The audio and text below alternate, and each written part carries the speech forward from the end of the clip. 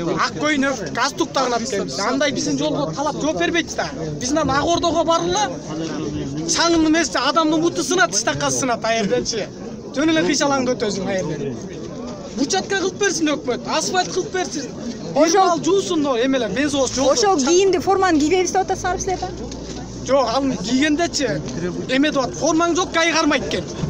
Анан айтабыз го тиги формам кирдеп калды эле, жууп калды эле, чыгып алдым эле дейбиз. Мектептегидей болуп атат да быйыкчы. Ак көйнөгүм кирдеп калды эле, эжекей кечирип коесуң, жууп коюп туруп апам деп анан ушунта айтабыз. Аям жууп койду дейбиз, кандай дейбиз. Бияк ошол маселе болот. Ал бир форманы кечке кийип жүрбөйбүз да, жылтырап калат да, майланышып калат да. 15 саат иштейбиз, эртең менен 6-да чыксак, түндө 10:30-да үйдө калабыз. Балам жыттын деле жытташ керек да, балабыз деле бар, анан баары эле формаң жууп, баштан жууганга жетишпейбиз, мисалы үчүнчү. Баштан да жууш керек.